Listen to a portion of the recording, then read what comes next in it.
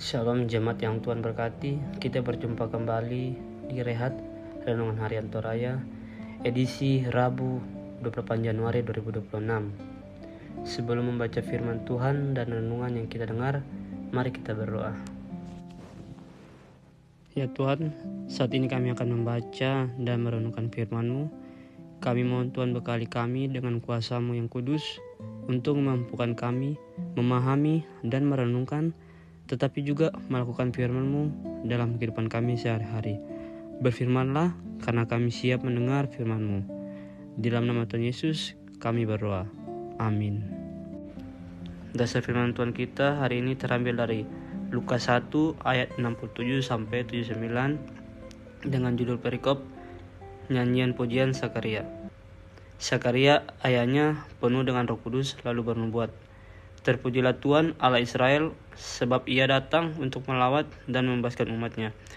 Ia menumbuhkan sebuah tanduk keselamatan bagi kita di dalam keturunan Daud hambanya itu, seperti yang telah difirmankannya sejak purbakala oleh mulut nabi-nabinya yang kudus, untuk menyelamatkan kita dari musuh-musuh kita dan dari tangan semua orang yang membenci kita, untuk menunjukkan rahmat-Nya kepada nenek moyang kita dan mengingat perjanjiannya yang kudus, yaitu sumpah yang diucapkannya kepada Abraham, bapa leluhur kita, bapa Ia mengaruniai kita, supaya kita terlepas dari tangan musuh, dapat beribadah kepadanya tanpa takut, dalam kekudusan dan kebenaran di hadapannya seumur kita.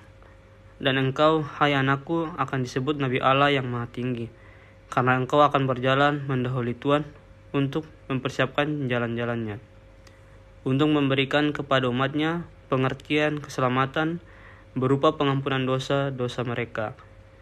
Oleh rahmat dan belas kasihan Allah kita, surya pagi dari tempat yang tinggi akan melawat kita, untuk menyinari mereka yang tinggal dalam kegelapan dan dalam naungan maut, untuk mengarahkan kaki kita ke jalan damai sejahtera." Demikian firman Tuhan. Amin. Renungan kita hari ini bertemakan disinari oleh surya pagi dari tempat tinggi. Cobalah membayangkan situasi di mana Anda sedang melakukan perjalanan panjang di lembah yang curam pada malam hari. Tidak ada penerang selain bintang-bintang di langit. Sesekali terlintas kilatan mata binatang-binatang buas yang mengintai. Waktu terasa berjalan lambat dan mencekam. Anda mencoba waspada tetapi tidak yakin bisa bertahan sampai kapan. Setiap detik adalah perjuangan untuk bertahan. Dalam situasi ini, masih adakah harapan? Nyanyian Zakaria adalah kesaksian tentang harapan yang selalu ada. Setelah mendapat kabar tentang kelahiran anaknya, ia menjadi bisu. Ini adalah tindakan simbolik dari Allah. Manusia yang hidup dalam kegelapan karena dosa akan segera melihat terang. Allah telah berjanji untuk melepaskan umatnya dan Ia akan selalu menepati janjinya. Pada bagian akhir pujiannya, Zakaria menggambarkan kedatangan Mesias seperti cahaya mentari pagi dari tempat yang tinggi. Istilah surya pagi dari tempat yang maha tinggi melambangkan kasih dan rahmat Allah yang membawa pengharapan baru, memulihkan hidup yang remuk, dan memberi arah yang benar dalam perjalanan hidup manusia. Kelak Yohanes akan bersaksi bahwa surya pagi yang dimaksud dalam nyanyian ini adalah Yesus Kristus.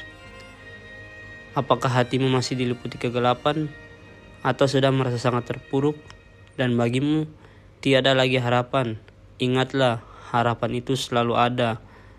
Yesus sang surya pagi dari tempat yang tinggi akan menuntut keluar dari dalam situasi sulit itu dan menuntut perjalanan dalam damai sejahtera. Sang terang itu akan menyinari setiap sudut hatimu dan membimbingmu dalam damai. Tinggallah dalam Yesus karena Dia bukan hanya sumber, melainkan damai sejahtera itu sendiri. Amin. Demikian renungan kita di hari ini. Mari kita berdoa. Tuhan, terima kasih atas berkat dan anugerah-Mu. Kami telah selesai membaca firman-Mu dan meneruskan renungan. Semoga kami umat-Mu ini dapat menjadi terang bagi sesama kami.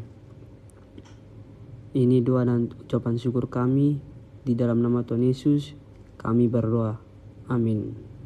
Shalom Bapak Ibu, Tuhan memberkati kita semua. Amin.